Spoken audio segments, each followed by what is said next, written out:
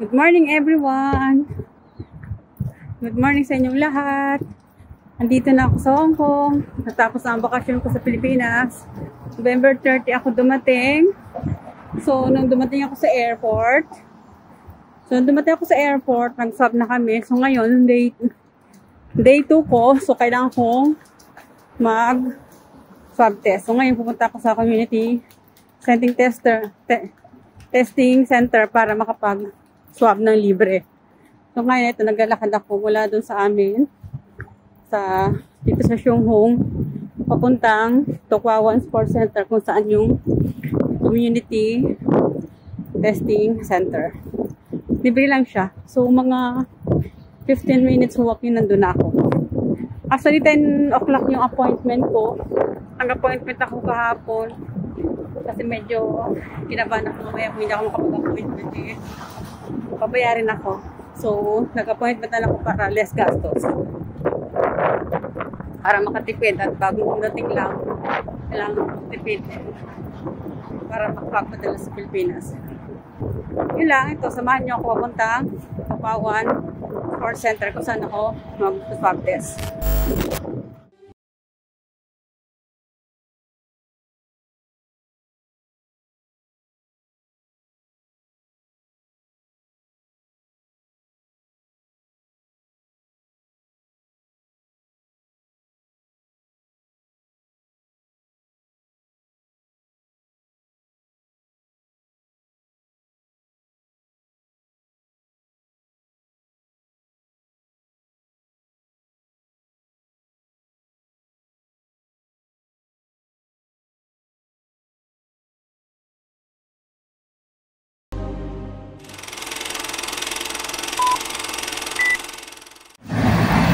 Good morning everyone!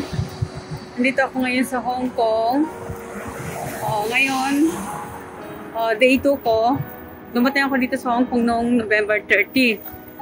So ngayon, kasi nung day 0 ko, pagdating ko ng airport, Hong Kong airport, ay nag-swab test na ako dun sa airport.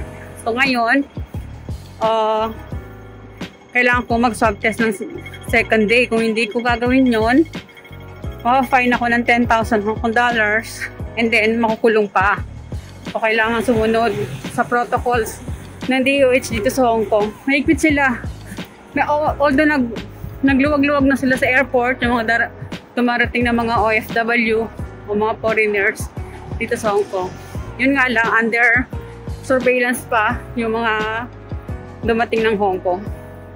Kaya ngayon ako, mula nung day 0 ko, nag-swab test na ako sa airport at ngayon day 2 swab test ulit. Tapos since wala ng quarantine, diretso na ng bahay, mag-antigen test kami ng day 1 to day 7. Tapos yung result namin ng day 1 to day 7 ay i-upload namin dun sa website kung saan nagbigay sila ng link na dun i-upload yung result. Ayan lang, papunta na ako ng Tokwawan Center. Samahan nyo ako, papunta ng Tokwawan Center. Ayan, Kau Kung Lung Road.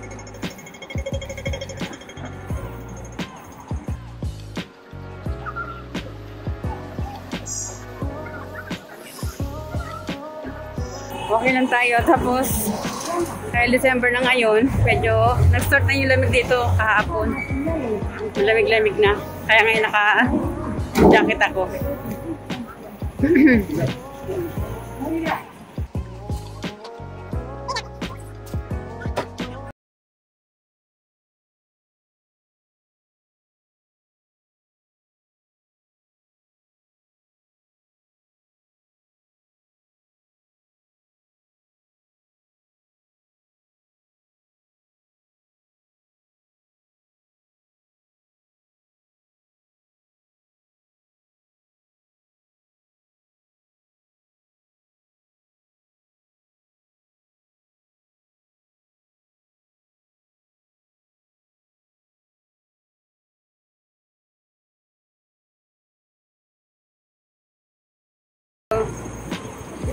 Next stop na.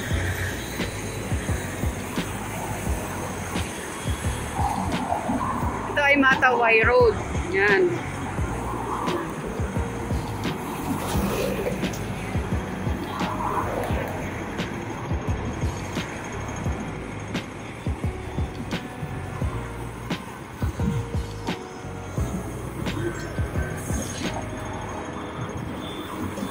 Yung mga building.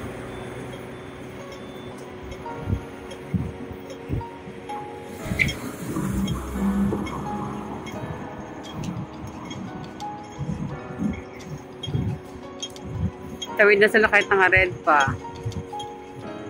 Umir tayo para hindi tayo ma-fine.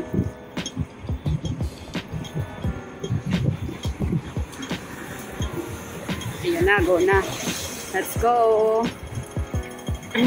Mayroon din ditong mga bilihan ng mga gulay. Ayan, dyan ako bumibili ng gulay. Minsan yung mga gulay, saka saging. Kasi meron dyan saging. Ayun, saging na galing sa Pilipinas siya. Ayan.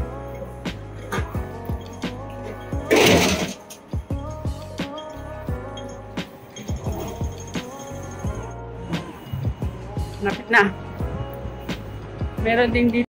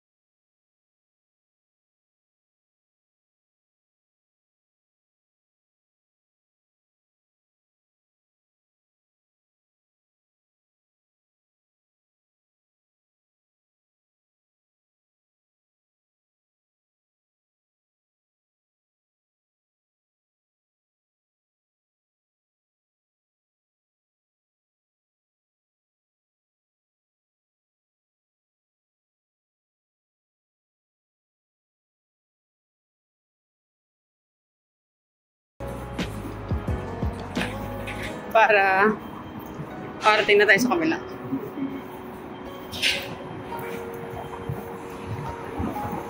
Yan, panasok yan. Tawid lang.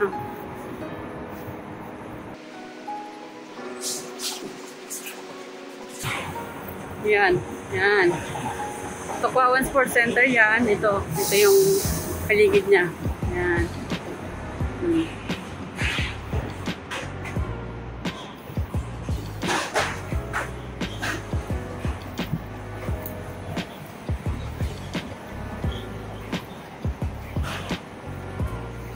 Sumunod tayo sa protocols ng Hong Kong DOH para hindi tayo mag-fight. Sayang pera. Kailangan hindi tayo magpapasaway. Mga dayuhan lang tayo dito. Yan, may paligid na ang Tokwawan Sports Center dito. Kolon. Pakolon ako.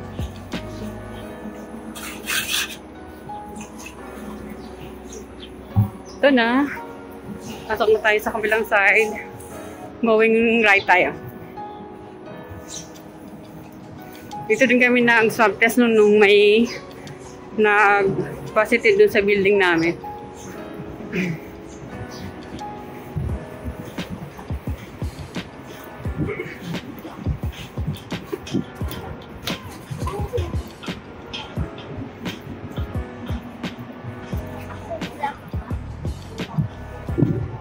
Yan. Malamig na dito. Yan, may nagba-basketball dun.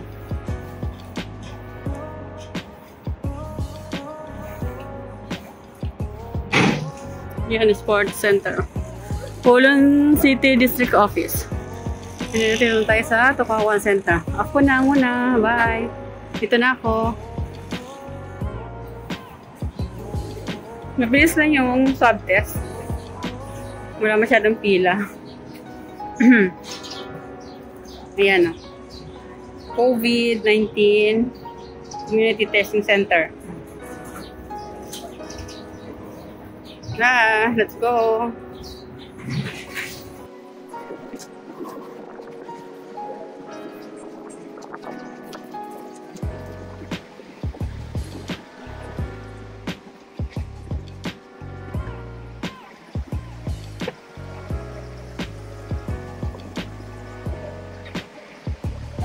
Yeah, pabalik na tayo ulit.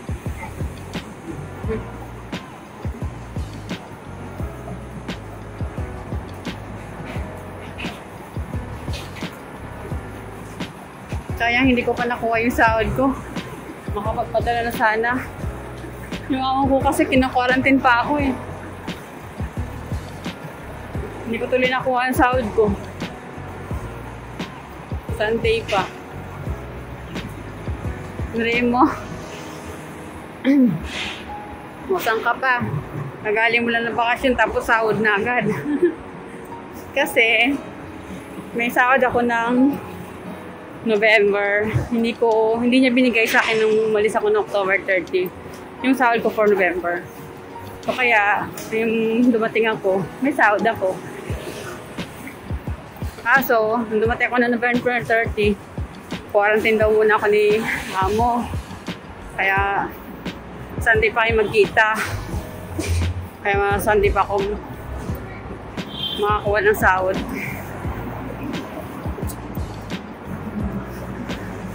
Ayan, dito bilihan ng mga gulay. Ayan. Ayan. Mga gulay dito, ayan.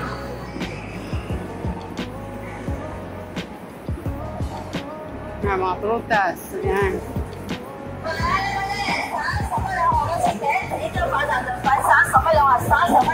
Yan ang business akin po ng bus papuntang Mongkok. Pagpupunta ko ng Central or ng agency. Ayan, Chung Hong Road. Yan, bilihan ng mga gulay. Ayan. Colon City Road.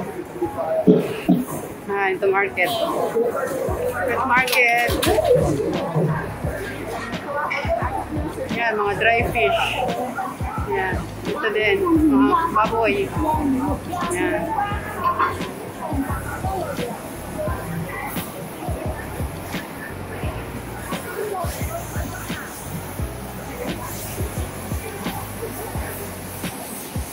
Meron kasi dito Filipino store.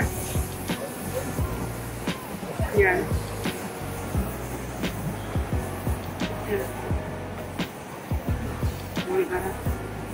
Ayan.